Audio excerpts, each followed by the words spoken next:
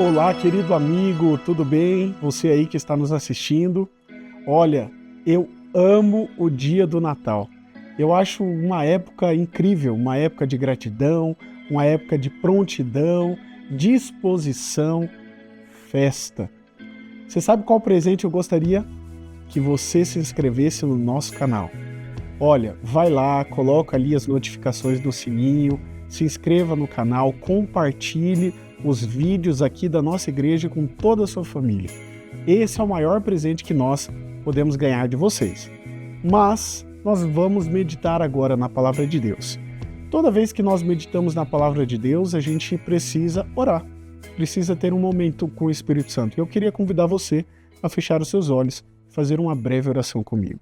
Querido Pai, vamos abrir a Tua Palavra agora.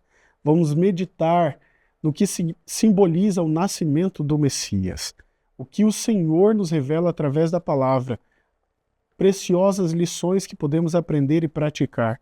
Por isso pedimos sabedoria agora ao abrir a Tua Santa Palavra. É isso que pedimos em nome de Jesus. Amém. Gostaria de convidar você a abrir a sua Bíblia em Mateus capítulo 2. Mateus capítulo 2 fala um episódio especial, um episódio incrível que acontece ali durante o nascimento do Messias. No verso 1 e verso 2 diz assim: Tendo Jesus nascido em Belém da Judeia, em dias do rei Herodes, eis que vieram uns magos do Oriente até Jerusalém, né? E verso 2 diz: E perguntavam, onde está o recém-nascido rei dos judeus? Porque vimos a sua estrela no Oriente e viemos para adorá-lo. Que interessante, né?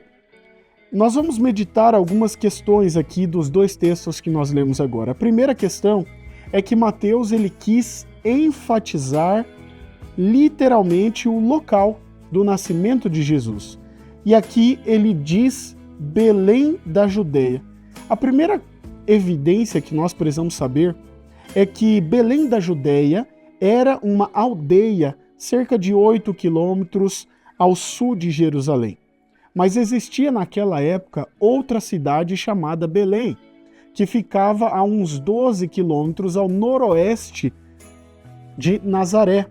É por isso que essa distinção, Mateus ele especifica da Judeia, não só para diferenciá-la como uma cidade diferente daquela que era lá de Nazaré, mas perto de Nazaré, mas especificar que o Messias nasceu literalmente da linhagem de Judá, da linhagem dos dos reis davídicos. Olha só que interessante.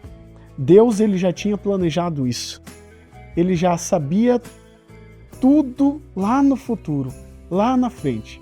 E ele quis enfatizar, Mateus quis enfatizar aquilo que Deus já havia planejado, que o rei dos reis, ele nasceria da linhagem dos reis. É interessante que existe um significado profético por trás do nome da cidade, né? Belém. A palavra Belém, no original, ela vem literalmente do significado casa de pão. Mas o seu nome antigo, como diz lá em Gênesis capítulo 35, verso 19, o seu nome anterior era Efrata, que simbolizava fertilidade. Até pelos significados nós vemos algo interessante, como por exemplo, olha só, ali na cidade da fertilidade nasceu o pão, mas não um pão qualquer, o pão da vida, o Messias, Cristo Jesus. É interessante que na geografia, a cidade de Belém, da Judeia, ela era uma cidade comercial, era uma cidade que tinha um campo fértil, colinas, vales, videiras, oliveiras, campos de cereais. Mas ali naquela cidade, mesmo sendo farta, ali nasceria o pão da vida. Existe uma figura que nós vemos aqui no versículo 1, que é o rei Herodes. A primeira coisa que a gente precisa definir é que este Herodes não é o mesmo que nós lemos anteriormente. Nós precisamos entender que Herodes, que nós falamos aqui, ele viveu cerca do ano 37 a.C., reinou neste período, né? Ele tinha um perfil totalmente tirânico, foi um governante implacável, ele assassinou esposa, filhos, sogra, cunhado, tio dele. E não só isso, nós vemos ali no versículo 16, olha só, do capítulo 2 de Mateus. Vendo-se iludido pelos magos, enfureceu-se Herodes grandemente e mandou matar todos os meninos de Belém e de todos os arredores, de 2 anos para baixo, conforme o tempo a qual, com precisão, se informara dos magos. Interessante que este homem, que era conhecido pela sua violência, tirania, também era conhecido pelas grandiosas construções e monumentos que ele edificou, principalmente imagens de deuses pagãos, né? Templos pagãos. A gente via isso. E olha só que interessante. O seu legado de crueldade, mesmo sendo reconhecido por todo aquele povo, ainda assim ele era o rei. Ele participou de uma das, digamos assim, momentos mais históricos do povo, a reconstrução do Templo de Jerusalém. E é nesse contexto que o Messias, ele nasce, um contexto de perseguição, um contexto de tensão, onde o rei daquela época estava perseguindo, estava matando as crianças. E no meio disso tudo, outros personagens aparecem. No versículo 1 diz: "E eis que vieram uns magos do Oriente a Jerusalém." Existe uma tradição voltada ali para a questão dos números dos reis magos, e a tradição diz o número 3. Aqui não fala especificamente o número, aqui fala uns magos. No plural a gente já pensa pelo menos 2, podendo ser mais do que 3 também. Mas olha só que interessante, no capítulo 72 de Salmos, verso 10 e verso 11, fala sobre reis oferecendo presentes e se prostrando. Eu quero ler aqui com vocês o que diz ali em Salmos, capítulo 72, no versículo 10 e 11. "Paguem-lhe tributos os reis de Tarsis e das ilhas, os reis de Sabá e de Sebá, lhe ofereçam presentes. E todos os reis se prostrem perante ele, todas as nações o sirvam." Interessante, embora este texto de Salmos não seja um texto messiânico, ele dá a alusão de que ali poderiam ser 3 reis magos. O que significa falar magos, pastor? Interessante que o significado de magos, ele vem do grego que significa magoi. Magoi, ele é designado a homens eruditos, homens de sabedoria, de conhecimento, homens que não eram feiticeiros, como a gente fala hoje, né? Nessa questão ali, magos. Não nesse sentido, mas provavelmente eram nobres, homens ricos, influentes, filósofos, conselheiros de reinos, instruídos na sabedoria, em toda a sabedoria da época. É interessante que eles eram estudiosos das Escrituras, homens que não eram idólatras, eles não estavam indo para adorar alguém que eles achavam ser um Deus, não.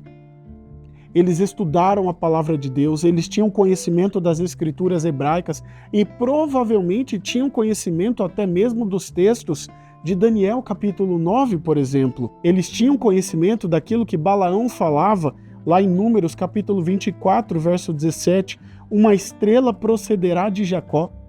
Então eles tinham conhecimento profético, entendimento através da leitura e estudo da palavra, e entenderam que a vinda do Messias estava próxima. Existe um propósito divino por trás disso tudo. Por que 3? Creio eu. Os 3 levaram presentes que simbolizavam e tinham um impacto interessante. Mas antes de falar sobre os presentes, eu gostaria de falar sobre essa visita dos magos a Jerusalém. Existia um propósito divino por trás de tudo. Antes de Belém, teve um propósito divino a chamar a atenção aos líderes da nação para o nascimento do Messias. Se os magos não tivessem ido até o rei Herodes, entendam que Herodes não mandaria matar as crianças? Os guardas não ficariam sabendo sobre isso? Os conselheiros, líderes ali do reinado não ficariam sabendo sobre isso? Os líderes religiosos não ficariam sabendo sobre o nascimento do Messias? E aqui vai um ponto. Ao ficarem sabendo, através dessa questão da perseguição, os líderes se revoltaram, os líderes religiosos da época se revoltaram pensando: por que Deus fez com que 3 reis magos de outra nacionalidade, reis pagãos, reconhecessem primeiro do que eles a vinda do Messias? Por que Deus permitiu isso acontecer? Existe um impacto, queridos, dessa notícia. Eles propagaram o nascimento do Messias. Os líderes religiosos se ofenderam com este fato de se comunicar primeiro com os pagãos, Deus se comunicar primeiro com os pagãos. A estrela de Belém não era só um fenômeno astronômico, um conjunto de planetas, mas era algo sobrenatural. De acordo com o Desejado de Todas as Nações, no volume 7, fala que estas estrelas eram anjos aglomerados para ver e verificar o nascimento do Messias, o Messias encarnado. Existem algumas reflexões práticas que eu quero tirar de lições aqui para a gente hoje. A primeira é a necessidade do conhecimento. Os magos, eles eram eruditos, estudiosos, não só das coisas do mundo, mas da palavra de Deus. Eles estudaram tão a fundo a palavra de Deus que eles reconheceram que o nascimento de Cristo estava próximo. Aí eu pergunto, queridos, a primeira lição que eu quero trazer hoje aqui para vocês: o quanto vocês têm estudado a palavra de Deus, têm buscado o conhecimento? Porque a palavra de Deus diz: o meu povo padece por falta de conhecimento, morre por falta de conhecimento. Que nós não fiquemos só com aquilo que ouvimos dos pastores, padres, bispos e etc., dos líderes religiosos, mas que fiquemos com aquilo que Deus nos ensina através da sua palavra. A outra lição é que existe uma entrega do melhor. Os magos, eles levaram o melhor que eles tinham naquela época. Eles não foram de mãos vazias. Eles levaram ouro, incenso e mirra. O ouro podendo simbolizar, quem sabe em uma aplicação, a trindade, a divindade de Deus, a completude do poder divino. O incenso simbolizando a adoração. A mirra simbolizando o sacrifício. Esses recursos foram essenciais, queridos, para a sobrevivência da família de Jesus, para a sobrevivência de José, Maria e para a sobrevivência do Messias. Eles precisavam desses recursos, mas sabe, os magos, eles entregaram o melhor que eles tinham, e o melhor não eram os presentes, eram a si mesmos. Porque no verso 2 diz: e viemos para adorá-lo. Eles reconheceram que o Messias era o Rei dos Reis, era o pão da vida, aquele que traria salvação para este mundo, e eles vieram para adorar o Criador, para adorar aquele pequeno menino nascido em uma manjedoura, em um local simples, um local que talvez rejeitado por muitos. Entenda, existe outra lição que nós precisamos tirar aqui: adoração completa e genuína. Deus, ele não pede um pedaço. Deus, ele pede o inteiro. Não ache que 10 minutos de estudo, uma leitura rápida da palavra de Deus serão suficientes para o conhecimento dos reis dos reis. Você precisa buscar, ler, estudar. Nós precisamos desenvolver os nossos dons, os nossos talentos, os nossos recursos, para que nós possamos fazer outras pessoas conhecerem quem é o Messias. Sabe o Messias que nasceu? Este mesmo Messias que cresceu, nos salvou do pecado deste mundo através do seu sacrifício? Pois é, este Messias prometeu retornar. Este Messias vai voltar para nos buscar, a mim e a você, para que nós vivamos não numa manjedoura simples e humilde, mas numa manjedoura de ouro, que será fornecida a todos nós através de uma coroa de ouro em sua cabeça, ao chegarmos na eternidade. Queridos, eu não vejo a hora de estar com o Messias novamente, de viver assim como os discípulos junto do Messias, mas agora para a eternidade. Esse mesmo Messias, queridos, que nasceu em uma manjedoura simples, ele morreu neste mundo de forma simples, de uma forma horrível, mas ele morreu sem nada, para nos dar tudo através do seu sacrifício na cruz. Este Messias que um dia nasceu, que encarnou neste mundo para tirar o pecado deste mundo, é o mesmo Messias que prometeu retornar. Eu tiro preciosas lições disso. Mesmo em meio à perseguição, houve vida. Mesmo em meio à morte, houve vida. Mesmo em meio à desorientação, Deus, através da sua palavra, mostrou o caminho. Homens que deram tudo o que tinham e deram a si mesmos como o maior ato de adoração, se entregaram aos pés do Messias. Você já agradeceu pelos presentes que Deus te deu esse ano? A pergunta que eu quero fazer para você para encerrar aqui: você tem dado o seu melhor para Deus? Qual é o presente que você tem oferecido ao Senhor? Você tem oferecido o melhor do seu tempo? Você tem oferecido o melhor das circunstâncias? O melhor de si para a pregação do Evangelho? Para a propagação da mensagem de que o mesmo Messias que morreu em uma manjedoura e nos dará a vida eterna, o mesmo Messias que veio a este mundo e prometeu retornar, será que estamos dando o nosso melhor para Ele?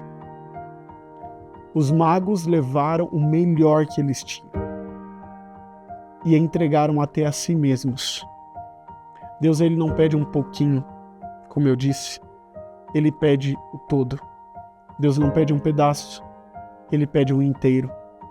Deus está pedindo para que você entregue o seu coração inteiramente ao Senhor. Para que você agradeça nesse dia de agradecimento, de louvor, de engrandecimento pelo nascimento de Cristo. Através da sua vida, louvar o nome dEle.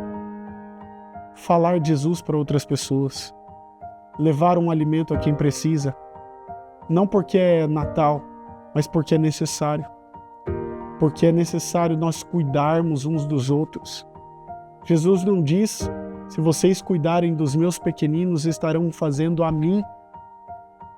É isso que Jesus tem pedido, que nós façamos. Não só fiquemos de telespectadores do universo, mas que sejamos atuantes, que levemos a palavra de Deus ao próximo, que adoremos ao Criador, que possamos ir até o pé da manjedoura para adorar aquele que veio e aquele que há de vir. Jesus vai voltar, eu sei disso, e eu quero que isso chegue o mais rápido possível, mas para isso precisamos levar ainda mais pessoas aos pés da cruz, precisamos levar ainda mais pessoas ao conhecimento da palavra. Eles só encontraram um caminho porque eles se dedicaram à palavra. Qual é o caminho que você tem traçado? Caminho que o levará para a vida? Ou caminhos que parecem de vida, mas ao final serão de morte? Mesmo em meio à perseguição, Deus, Ele aparece para José através de sonho, fala com ele, o anjo aparece, fala com ele e fala: olha, fuja para o Egito. Deus hoje tem falado contigo para você fugir deste mundo, fugir das coisas terrenas e focar nas coisas celestiais. Porque a palavra de Deus diz: buscai em primeiro lugar o reino de Deus e as demais coisas vos serão acrescentadas. Que você tenha um ótimo Natal, mas que o presente não seja dado aos outros, mas a Jesus. E este presente é o seu coração. Que Deus abençoe você, a sua família, a sua vida, te dê muita alegria, prosperidade, felicidade nesses momentos de festa que vocês estarão vivendo aí daqui a pouquinho. Mas, queridos, nunca se esqueçam que a maior alegria é de um coração que se arrepende e se entrega a Deus. Essa é a alegria que faz os anjos do céu festejarem. Que Deus abençoe a sua vida. Feche seus olhos, vamos orar. Querido Pai, muito obrigado por tudo que o Senhor tem feito por cada pessoa que está aqui nos assistindo. O Senhor abençoou durante este ano, embora com muitas provações e dificuldades talvez, mas sabemos que o Senhor esteve presente em cada momento. Aqui estamos nós nos entregando inteiramente a Ti, abrindo o nosso coração, porque o Senhor prometeu que se nós abríssemos a porta de nosso coração, o Senhor entraria e transformaria nossas vidas. Por isso hoje nos transforme para sermos homem, mulher de Deus. Que nós possamos fazer a Tua vontade, seja onde estivermos, e levar a palavra de Deus aos corações de cada pessoa. É isso que pedimos. Em nome de Jesus agradecemos. Amém. Que Deus abençoe você. Feliz Natal.